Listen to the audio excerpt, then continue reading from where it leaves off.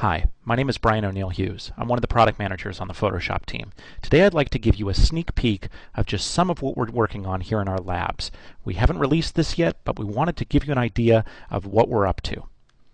Here's an image we shot for a client, and it looked great when we took it, but in looking at it a little more closely now, we realized that we've got some lens flare here, and there are a couple of pieces of trash on the ground. And of course, this is the one they've chosen for print, so we realized that we really need to give it some scrutiny and clean up some of the trash and the distracting elements in the image. They've also asked that we go ahead and remove this tree in the left-hand side of the image because they want to put text and a logo up there and they don't want it to conflict with the background. So we have a lot of work ahead of us. Let's first look at some tools that we have available to us right now in CS4. Spot Healing Brush is a really great tool, but if I were to try to use it on something like this, you see I pick up artifacts from the background. And if I try to cross a shadow, like this right here, same thing. Doesn't really behave the way I would like it to. So you'll notice that we have a new content-aware option here. And I can come through here, and we can just pull these out really quickly and easily. Don't have to spend a lot of time. Just click on the area, and we're making a much better guess about the information surrounding that area. So I can come through here and clean up those divots in the grass, and I can even come down to this tricky area with the shadow, pull that leaf out really quickly and easily. Over here, take that out, move that out of there, and even clean up this area right there. Now when it comes to areas like this lens flare right here, let's take a closer look at that. If you've ever tried to remove this manually, you know this is really time consuming and problematic because you essentially have to go in and stitch the fabric and build the bench, change the color and tone of it. Really difficult. I'm going to click the delete key, and you see that I now have a content-aware fill option. And really quickly, that's exactly what we've done there. I can do the same thing down here in the lower corner where we have some lens flare. Just make a loose selection, click delete, and we'll fill in that area. Now let's talk about that tree. This is going to be a little tougher, and to make our jobs somewhat easier, let's crop the image a little bit, give it a little more balance.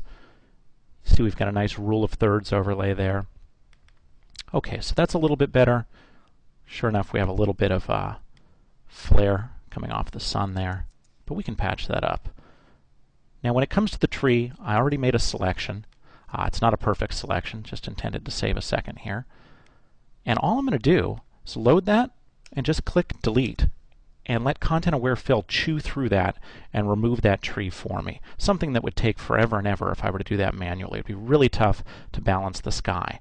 So in just a single click of the mouse, we got really far with that. I can reselect that area, choose to clean it up a little bit more by running content-aware fill on it, and you can see really quickly we've removed our lens flare, we've taken a bunch of trash off the ground, we've removed a couple of poles, and we took out that whole tree. Let's just go back and look at what we started with there. Pretty dramatic difference before and after. Let's look at another example of what we could do here. Here's another image.